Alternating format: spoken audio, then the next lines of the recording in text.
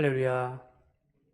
오늘도 예배의 자리에 나오신 여러분 안에 오늘도 하나님의 은혜가 가득하시기를 주님의 이름으로 축복합니다. 저는 우리 교회가 예배의 감격이 있는 교회가 되기를 그렇게 비전을 품고 기도하고 있습니다. 하나님의 말씀이 살아있고 또 성령의 임재를 경험하는 가운데 이 자리가 우리가 하나님 앞에 눈물로 기도하는 것이 어색하지 않는 그런 교회, 우리가 그 가운데 우리가 마음이 새롭게 되어지고 우리가 예배를 통해서 우리의 아픔과 상처와 또 질병들이 떠나가게 되어지고 우리 마음에 하나님으로 인하여 감사와 은혜가 넘치는 그런 교회가 되기를 저는 소원하며 기도하고 있습니다. 여러분, 2020년도도 이제 2달 남았습니다. 여러분, 이 한 해는 아마도 우리의 인생 가운데 평생에 잊지 못할 한 해로 아마 기억될 것입니다. 물론 제가 부임한 것 때문에 그런 것이 아니라 모든 사람이 이 신종 코로나 바이러스로 인해서 마스크를 써야만 했던 그 해로 기억되지 않을까, 이런 생각을 합니다. 그러면서 우리가 이 감염병 가운데서도 우리가 믿음을 잃지 아니하고 확실하게 살았던 그 해, 이렇게 우리가 그렇게 기억될 거라고 생각합니다. 그렇지만 여러분, 우리가 이러한 바람과는 다르게 이 코로나19로 인해서 이 기독교가 받은 그 신뢰의 추락은 이루 말할 수가 없습니다. 그 어떤 교회가 그 감염병의 위험성을 우리가 무시할 수 있으며 신뢰, 그 사회적인 책임을 우리 교회라고 해서 소홀히 할 수 있겠습니까? 그러나 최근 이 기독교에 대한 인식을 조사하는 그 설문조사에서 개신교에 대한 신뢰에 대한 질문에 약 63% 응답자가 더 나빠졌다, 기독교에 대한 신뢰가 더 나빠졌다라고 답을 했습니다. 더 좋아졌다, 2%밖에 안 된다라는 거예요. 특히 젊은 20대의 젊은 세대는 그 70%가 넘게 이 기독교에 대해서 불신하고 있다라는 것을 응답하고 있습니다.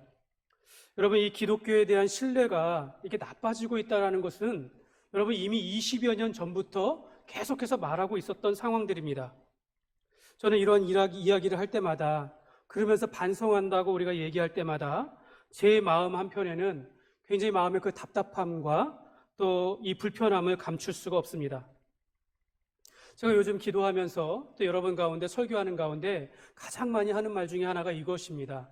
여러분, 우리가 이런 상황 가운데서라도 분노하면 안 됩니다. 우리가 불평하면 안 되겠습니다. 오히려 인내하면서 어찌든지 신자는 그 입술과 선한 행실을 통해서 복음을 증거할 수 있도록, 하나님을 영화롭게 할 수 있도록 그렇게 살아가야 합니다. 사실 제가 이렇게 말한 것은 이 문제가 제 안의 문제였기 때문입니다. 제 마음속에 있는 답답함과 이 억울함들, 또 이 분노의 마음이 있었기 때문에 주님께서는 내 안에서 너 분노하지 마라, 너 세상을 향하여 원망하고 또 불평하지 말라, 이 말씀이 제 마음과 자꾸 충돌하며 싸우기 때문에 제가 오히려 그 말씀 가운데 여러분들에게 그렇게 권면했던 것입니다. 우리가 이 코로나의 감염병 속에서 우리가 이 교회 안의 성도들이 질병에 걸렸을 때에 여러분, 교회든 교회 밖이든 이 감염병은 병에 걸리는 이것을 가리지 않습니다.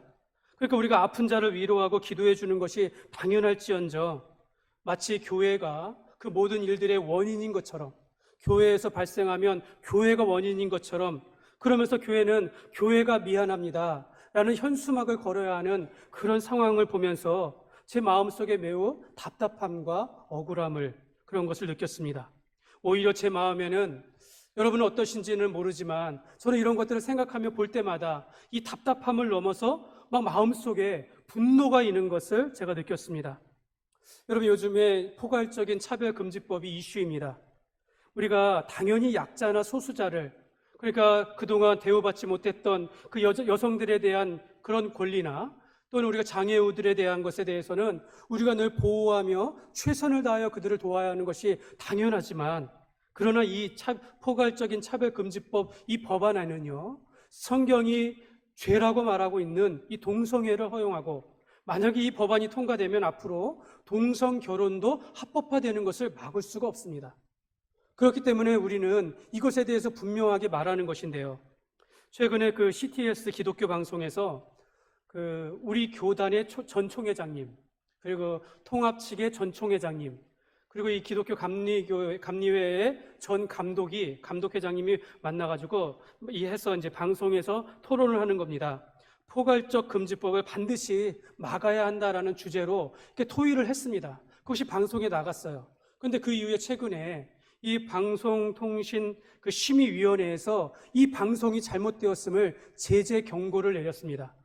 그래서 이것으로 인해서 제한을 받게 됐다라는 것이죠. 특정 종교만이 그 얘기를 했다. 특정 종교의 관계자가 이야기를 했고 또 성소수자를 차별하여 말았기 때문에 제재를 가한다라고 말하는 것입니다. 여러분, 우리가 성경에 있는 말씀을 그대로 증거하고 그것을 말하는 것조차 제한을 받는 이런 상황들을 보면서 제 마음이 굉장히 답답하다라는 것을 느꼈습니다. 저는 목사로서 세상의 기독교를 향한 이런 따가운 시선들, 핍박하는 상황들을 보면서 내 자신이 분노만 할 줄 알지 분명한 목소리를 내고 분명한 바른 생각을 하는 것에 있어서는 참 부족하구나 라는 생각을 많이 하게 되었습니다. 여러분, 분명한 것은요, 우리가 마지막 때를 살아가는 우리들에게는 반드시 이 기독교는 반대를 받게 되어 있고 기독교를 핍박하는 것은 이것은 필연적인 현상이라는 것을 성경이 말씀하고 있다는 것입니다. 그래서 이 마지막 때를 살아가는 하나님의 백성들에게 예수님께서는 이렇게 말씀하는 겁니다. 항상 기도하고 낙심하지 말라. 이렇게 말씀하고 있는 것입니다. 예수님은 마지막 시대에 살아가는 제자들에게 항상 기도해야 한다 말했을 때에는 예수님께서 이 시대 가운데 내가 떠나고 너희가 받아야 할 이 고난과 핍박 가운데 너희가 기도의 그 필요성들, 기도의 절박함을 예수님께서 제자들에게 말씀하고 있는 것입니다. 이것은 우리가 기도의 정의가 무엇이고 기도의 자격은 무엇이고 기도의 혜택이 무엇이다 아무 상관이 없는 겁니다. 기도는 하나님과의 대화이며 우리 영혼의 호흡입니다. 우리가 기도를 통하여 하나님의 유익을 받고 우리 삶이 잘 될 수 있습니다. 기도는 이런 사람들이 하는 것입니다 라는 것이 중요한 것이 아니라 지금이 기도해야 할 때입니다. 우리는 항상 기도하는 자리에 있어야 합니다 라고 주님께서 제자들에게 절박한 마음을 가지고 절박한 태도를 가지고 기도하라라고 말씀하고 있습니다. 그러니까 기도는 신자라면 해야 할 당위적인 것, 꼭 해야 하는 필수 요소라는 것이죠. 쉬지 말고 기도해야 하고 항상 기도하는 자리에 있어야 한다라고 주님께서 말씀하고 있습니다. 또 하나의 주님께서 강조하시는 것은 낙심하지 말라라고 말씀하고 있습니다. 여러분, 사실 기도하는데 우리가 낙심될 일이 무엇이 있겠습니까? 기도하면 유익이요, 기도하면 은혜인데 왜 기도하는데 낙심이 될까? 여러분, 두 가지 이유입니다. 하나는 너희의 그 기도의 응답이 늦어질 수 있다라는 거죠. 또 하나는 내가 기도하더라도 상황이 바뀌지 않을 수 있다. 이것을 말씀하고 있는 것입니다. 우리가 이 마지막 때를 살아가는 우리가 받아야 할 억울함과 답답함과 오늘 말씀해 보면 원한이 있다고 하는데 그런 심정들을 우리가 풀어낼 수 없을 만큼 어려운 시대를 우리가 살아가고 있음을 주님께서 말씀하고 있습니다. 그래서 복음주의 신학자 월터 브루그만의 그 기도의 책에 보면은요, 구약 시대의 선지자들의 기도는요, 하나님께서 기도할 때 그냥 하나님께 모든 것을 떠넘기거나 나약한 모습으로 조곤조곤 기도를 읊조리지 않았다 이렇게 표현합니다. 오히려 그들은 하나님의 말씀을 바탕 삼아서 거침없이 그들의 절박함을 표출하였다라고 그 책에 그렇게 말을 합니다. 예수님께서는 이러한 절박한 심정으로 항상 기도해야 하고 낙심하지 말아야 할 것을 말씀하고 있습니다. 왜 그렇게 말씀하실까요? 8절에 그 답이 나와 있습니다. 내가 너희에게 이르노니 속히 그 원한을 풀어주시리라.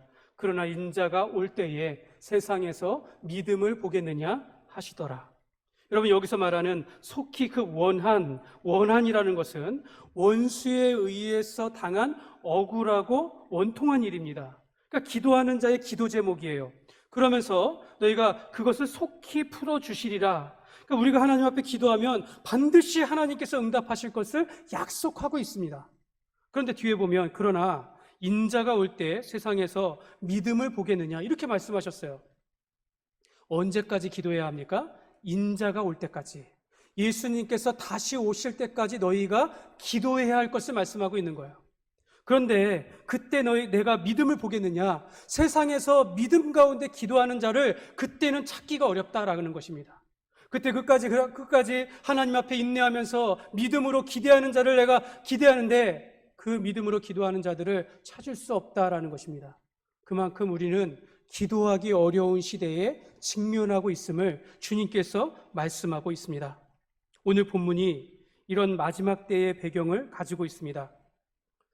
오늘 누가복음 18장 앞장에 있는 17장에 보면 예수님께서는 바리새인들을 향하여 그들이 질문했을 때 너희가 하나님의 나라가 여기 있다 저기 있다고도 못하리니 하나님의 나라는 너희 안에 있느니라. 그러니까 천국이 이미 우리 안에 임하였음을 말씀하고 있어요. 예수님께서 제자들 곁에 있을 때, 예수님이 제자들의 마음 가운데 있을 때 너희 안에 이미 하나님의 나라가 이루어졌음을 말씀하고 있습니다. 로마서 14장 17절에 하나님의 나라는 먹는 것과 마시는 것이 아니요 오직 성령 안에 있는 의와 평강과 희락이라.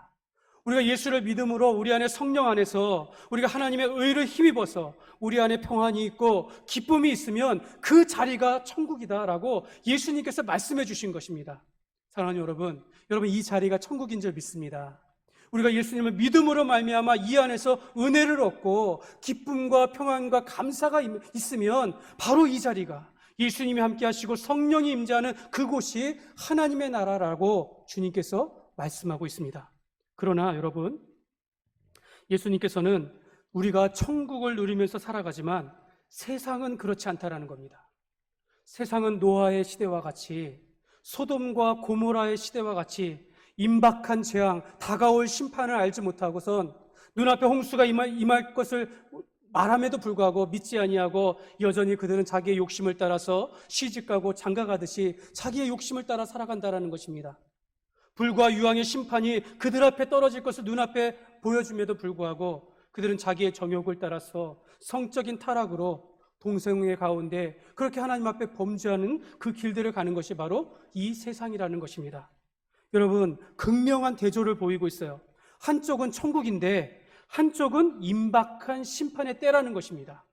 여기에 우리의 갈등이 있다는 것입니다.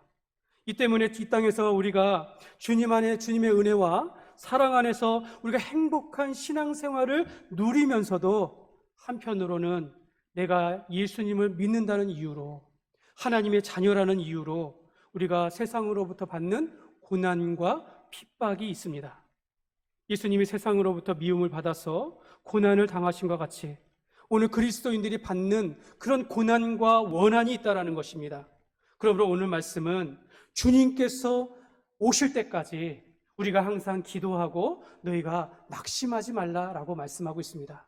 오늘 항상 기도하라. 그것이 무슨 의미인지를 우리가 세 가지로 살펴보면서 우리가 가질 수 있는 원한과 분노를 기도로 바꾸어서 하나님 앞에 기도하는 우리 삶이 되시기를 주님의 이름으로 축복합니다. 먼저 항상 기도하라라는 것은요, 문제와 상관없이 기도하고 있어야 한다라는 뜻입니다. 여러분, 우리는요, 기도해야 하는 상황에 직면해서야 기도하는 습관이 있어요. 문제가 발생하고 나서야 하나님을 찾는 습관이 있습니다. 그러나 항상 기도하라라는 것은 문제와 상관없이, 환경과 상관없이, 우리에게 어려움의 위기와 상관없이 너는 기도의 자리에 있어야 한다라고 말씀하고 있는 것입니다. 우리 가운데 한 권사님이 저에게 말하기를 목사님, 저는 평생에 하나님 앞에 기도하는 가운데 얼마나 많은 은혜를 받았는지 모릅니다. 하나님 앞에 기도할 때마다 많은 은혜와 축복을 받았는데 제가 요즘 기도하면서 다시 기도해야 한다라는 생각을 하면서 제가 하루에 1시간씩은 기도해야겠습니다 하면서 기도하는 권사님들이 계셔요. 여러분 우리가 매일 기도하는 삶을 우리가 하나님 앞에 붙잡아야 한다는 것입니다. 오늘 주님이 들려주시는 비유 속에 두 명의 인물이 등장합니다. 하나는 불의한 재판관입니다. 여러분, 이 사람은요, 하나님을 두려워하지 않고 사람을 무시한다라고 표현되어 있습니다. 그렇지만 이 과부의 원한을 해결해 줄 수 있는 힘과 권력이 있는 유일한 해결책으로 등장하고 있습니다. 그래서 여러분, 우리가 이 재판관이 어떤 사람인가에 관심을 가질 필요는 없어요. 다만 이 사람은 불의하지만 하나님을 두려워하지 아니하고 사람을 무시하며 어떤 사람도 원하는 그 들어줄 마음이 전혀 없음에도 불구하고 이 과부에게는 이 사람만이, 이 재판관만이 나의 원한을 풀어줄 수 있는 유일한 해결의 사람으로 등장하고 있다는 것이에요. 여러분, 이 과부는요, 이 또 한 명의 등장인물은 과부입니다. 이 과부는요, 원수에 대한 원한을 가지고 있어요. 여러분, 이 과부가 기도하는 것, 내가 어떤 축복을 받기를 위해서 기도하는 것 같지는 않습니다. 내가 기도하면 어떤 유익이 있기 때문에 이렇게 기도하는 것이 아니라, 과부가 받는 것은 과부이기 때문에 받는 핍박과 억울함과 상처를 의미합니다. 그러니까 과부이기 때문에, 과부가 어떤 잘못을 했기 때문에가 아니라 그냥 과부이기 때문에 받는 원한이고 억울함이에요. 답답함이에요. 당시에 이 배경 가운데 과부는요, 사회적으로 가장 연약한 최하층의 사람들을 의미합니다. 그것은 그녀를, 이 과부를 보호해줄 보호자가 없어서 필연적으로 받는 차별과 멸시와 천대일 수 있고 부당하고 억울하게 받는 누명일 수 있다는 것입니다. 여러분, 이 과부의 원한과 오늘 이 그리스도의 원한을 같이 보고 있다는 것이죠. 사실 이와 같은 약자들을 향하여 하나님께서 사랑하고 교회가 보호하는 것, 동일한 은혜와 사랑을 받아야 할 존재이지만 사회는 그렇지 않다는 겁니다. 이 사회는 이런 과부의 연약한 자들을, 약자들을 향하여서 멸시하고 천대한다는 것이죠. 과부이기 때문에 받는 억울함이 있다는 것입니다. 과부의 노력과 최선을 다함에도 불구하고 여전히 바뀌지 않는 그런 억울한 상황들이 있다는 것이죠. 예수님은 마지막 때를 살아가는 제자들이 받아야 할 그 고난들, 그리스도인이기 때문에 받는 고난과 핍박이 있음을 말씀하고 있습니다. 여러분, 이 코로나 이 사태로 인해 장기화로 인해서 여러분 교회가 받는 어려움들이 굉장히 많습니다. 지금 성도들은 떠나가고 있고 또 재정의 어려움을 겪는 작은 교회들이 지금 너무 많습니다. 선교지마다, 최근에 신문을 보니까 선교지마다 또 그 어려운 나라들마다 전혀 사역을 할 수 없는 생계의 위협을, 존폐의 위기를 갖는 그런 교회들이 지금 속속들이 생겨나고 있습니다. 근데 여러분 이뿐만입니까? 우리가 세상에 있는 모임과 비교해서 우리가 교회를 향해서 모임이 극단적으로 제한되어지고 식사조차도 못하게 하는 상황들을 보면서 여러분 왠지 모르게 억울함과 답답함을 느끼지 않습니까? 우리는 이미 교회가 코로나의 원인인 것처럼 그렇게 우리가 따가운 시선을 받고 그렇게 살아가고 있어요. 기독교인들이 한 뉴스에 그런 이야기 있지 않습니까? 기독교인 신도가 그 주변의 식당에서 식사를 하고 있는데 그 사람이 성도인 걸 알고 쫓겨났다라는 것. 여러분, 이 얘기를 들으면 얼마나 이것이 억울한 일입니까?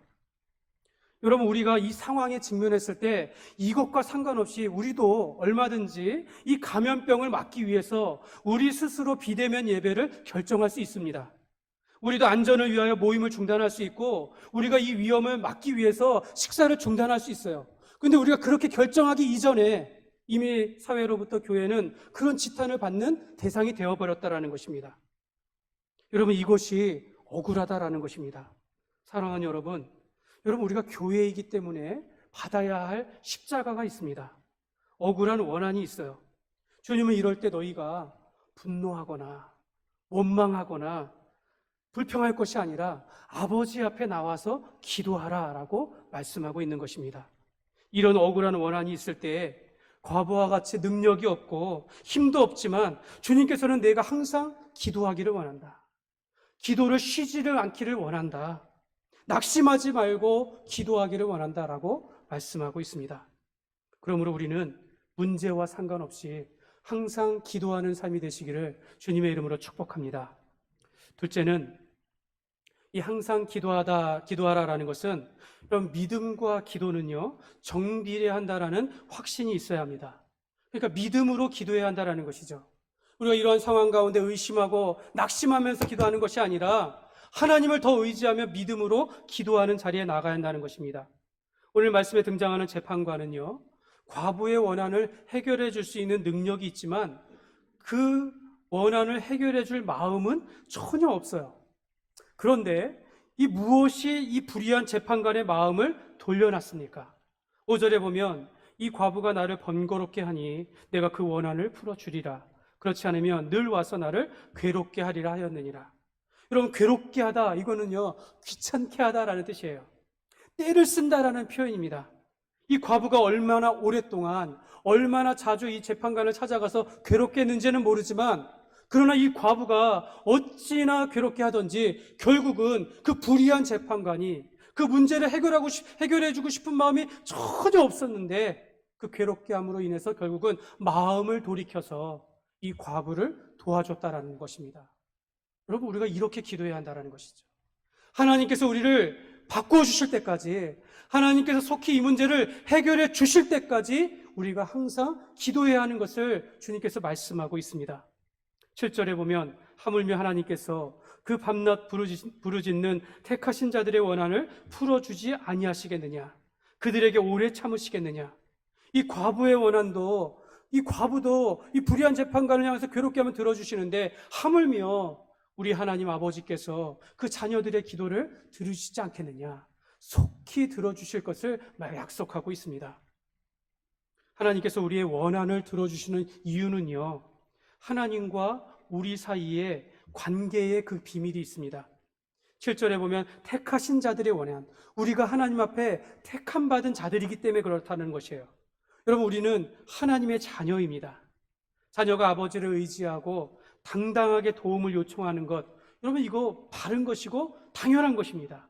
하나님을 아버지라 부를 때에 자녀는 아버지에게 간구할 수 있어요. 로마서 8장 15절에 너희는 다시 무서워하는 종의 영을 받지 아니하고 양자의 영을 받았으므로 우리가 아빠 아버지라 부르짖느니라. 여러분, 우리 하나님에게 아빠라고 불러본 적 있습니까? 저는요, 아버지가 네 분이 계십니다.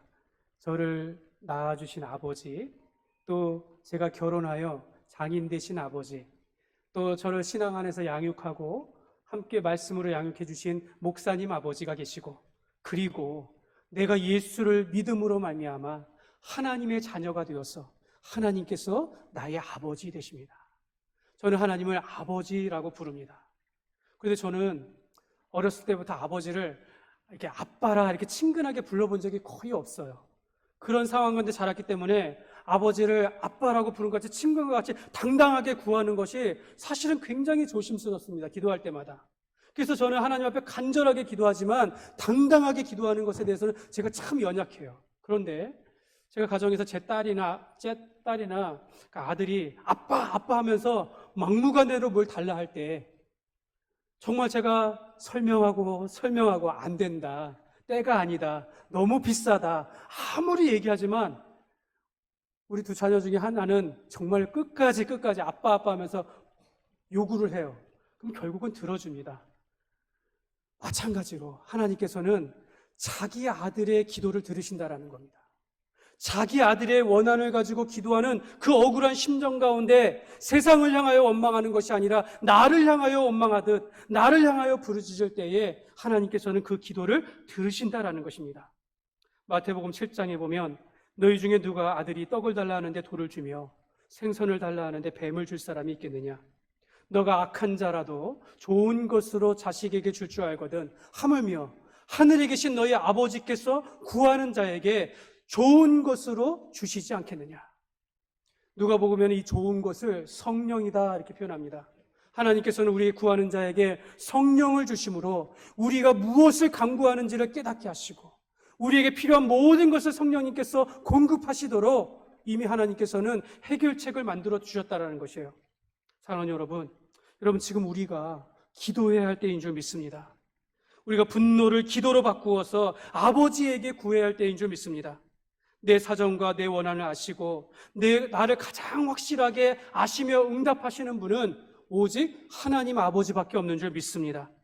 과부는요, 이 원한을 찾아가지 않았어요. 내 원수를 찾아가서 분노하고 화를 내지 않았습니다. 내 문제에 집착해가지고 낙심하지 않았습니다. 오히려 이 모든 것을 가지고 이 문제를 해결할 자에게 찾아갔어요. 여러분 세상을 향하여 원망할 필요가 없습니다. 세상을 향하여 분노할 이유가 없어요. 우리는 하나님 아버지께 이 모든 마음들을 부르짖고 내려놓을 때에 하나님께서 이 모든 것을, 이 어려움을 바꾸어서 기회가 되어서 오히려 교회가 세워지게 되고 그리스도의 복음이 증거되어 줄 수 있도록 하나님께서 모든 상황을 역전시켜 주실 줄 믿습니다. 그러므로 우리는 믿음으로 기도하시기를 바랍니다. 우리 아버지께 기도하는 것 우리의 특권이요, 우리의 능력이요, 하나님께서 우리에게 주시는 그런 은혜인 줄 믿고 여러분 믿음으로 기도하시는 여러분들이 되시기를 주님의 이름으로 축복합니다. 셋째로, 항상 기도하는 것은 낙심될 일에 대해서 단단해져야 한다는 뜻입니다. 여러분, 우리가 너무 쉽게 무너지고 쉽게 포기하거나 쉽게 상처를 받지 않도록 우리가 연단되어져야 합니다. 이 원수의 원한으로 인하여 과부는요, 포기하고 인생에 좌절할 수 있고 어쩌면 자기 목숨을 포기할 정도까지 그런 상황으로 갈 수 있으나, 그러나 이 여인은 포기하지 아니하고 나약해지지 않고 끝까지 재판장을 찾아가서 괴롭게 함으로 그 마음을 결국 돌려놓고 문제를 해결받았습니다. 여러분, 그녀가, 이 과부가 흔들리지 않고 낙심하지 않았기 때문에 이 문제가 해결된 것입니다. 여러분, 우리가 결단이 필요해요. 내가 낙심하지 않는 것, 내가 이 부당한 고난과 핍박 속에서 우리가 무너지지 아니하고 쉽게 우리가 쓰러지지 않도록 연단되어지는 과정들이 필요하다라는 것입니다. 여러분, 우리가 언제까지나 우리가 신앙의 초보로 살겠습니까? 우리가 오는 시험으로 인하여 올 때마다 넘어지고 올 때마다 무너지고 올 때마다 실망하는 것이 아니라 그 시험의 처음에는 작은 시험에 이겨내어지고 한 단계 올라서고 또 같은 문제에 대해서는 다시는 그렇게 되지 아니하고 더 큰 어려움이 왔을 때에도 우리가 흔들리지 아니하고 낙심하지 않는 것, 이것을 주님께서 원하시는 것입니다. 베드로전서 1장 7절에 보면 너희 믿음의 확실함은 불로 연단하여도 없어질 금보다 더 귀하여 예수 그리스도께서 나타나실 때에 칭찬과 영광과 존귀를 얻게 할 것이라. 약속하고 있지 않습니까? 예수님께서 다시 오실 때에 너희가 믿음의 연단되어서 자라가고 있는 자들에게는 하나님께서 너희에게 기쁨과 영광과 그 존귀를 얻게 하실 것이다 라고 약속하고 있습니다. 사랑하는 여러분, 우리가 어떻게 단단해집니까? 소아시아 7교회 가운데 그 라우디게아 교회를 향해서 이렇게 말씀합니다. 내가 너를 권하노니 내게서 불로 연단한 금을 사서 부유하게 하고 흰 옷을 사서 입어 벌거벗은 수치를 보이지 않게 하고 안약을 사서 눈에 발라 보게 하라. 그러면서 이 라우디게아 교회에게 주님께서는 너희가 열심을 내라라는 거예요. 여러분, 우리가 구원은 하나님의 전적인 은혜로 나의 힘이 들어가지 않았습니다. 하나님께서 나를 택하여 주시고 나를 불러주시고 예수 그리스도 안에서 하나님의 자녀가 되게 하셨습니다. 이후에 우리의 삶은 우리의 노력이 필요해요. 결단이 필요합니다. 하나님, 내가 낙심하지 않겠습니다. 하나님, 내가 작은 시험이 올 때 그것은 이렇게 쉽게 넘어지지 않겠습니다. 하나님께서는 고난과 위기를 통해서 우리를 단련시켜 주신다라는 거예요. 사랑하는 여러분 오늘 부딪히는 우리 교회가 가지고 있는 이런 불리한 상황들, 답답한 상황들이, 여러분, 이 교회를 향한 핍박이 사실 이것이 전부가 아니에요. 여러분, 어쩌면 이 상황들이 더 큰 시험을 위한 준비의 과정일 수도 있습니다. 앞으로 우리 인생 가운데 더 큰 파도와 같은 시험을 겪을 수 있다는 겁니다. 그렇다면 여러분, 이 정도는 우리가 이겨낼 수 있어야 한다는 것이죠. 이것이 우리가 하나님께서 우리를 연단시켜줄 시험이라면 여러분, 우리가 원망하는 것이 아니라 오히려 원수도 사랑하라듯이 더 사랑하며 더 베풀며 우리가 연단되어져서 오히려 더 하나님 앞에 기도할 수 있어야 한다는 것입니다. 그러므로 여러분, 우리가 이렇게 선포하며 결단했으면 좋겠어요. 내가 이 정도로는 낙심하지 않겠다. 나는 이러한 억울한 일로 분노할 수 있겠지만 이 분노를 내가 기도로 바꾸어서 하나님 앞에 나갈 것이다. 여러분, 이렇게 기도의 결단을 하시기를 바랍니다. 그래서 우리가 위기를 기회로 삼아서 낙심하지 아니하는 그런 마음의 단단함, 연단을 받게 하여 주옵소서. 그렇게 기도함으로써 우리가 항상 기도하며 낙심하지 않기를 주님의 이름으로 축복합니다. 말씀을 맺겠습니다. 그 사도행전 4장에 보면 베드로는 요한과 함께 성전을 향하여 들어갈 때에 은과 금이 없는 가운데에서도 예수의 이름으로 앉은 자를 일으켜 세웠습니다. 그가 그렇게 외칠 수 있고 기도의 능력을 발할 수 있었던 것은 제9시라는 기도의 시간을 가지고 있었기 때문입니다. 제9시는 오후 3시거든요. 이 제자들은 자기의 기도 시간을 항상 가지고 있었습니다. 여러분, 우리가 항상 기도하는 시간이 있어야겠습니다. 예수님은 오늘 말씀 속에서 기도가 무엇이다, 이런 것을 말씀하시는 것이 아니라 항상 기도하고 살아야 할 것을 말씀하고 있습니다. 저는 이 자리가 우리가 이 말씀 속에서 기도로 부르짖는 기도의 자리가 되기를 원합니다. 우리 안에 가질 수 있는 분노를 기도로 바꾸어 하나님 앞에 나아가는 그런 자리가 되기를 원합니다. 우리의 원한을 하나님께서 들으실 때까지 부르짖는 그런 기도의 삶, 이와 같은 삶은 하나님께서 우리를 연단하시는 과정으로 우리가 생각하면서 여러분, 우리 교회를 단단하게 하시는 그런 하나님의 훈련의 시간으로 우리가 여겼으면 좋겠습니다. 광야 40년 생활을 했던 이스라엘 백성들은 그 풀이 없고 돌밭과 같은 그런 광야 40년 생활 가운데 하나님께서는 반석 위에서 물을 내게 하시고 때를 따라 돕는 은혜로 매일매일 일용할 양식의 만나를 주셨어요.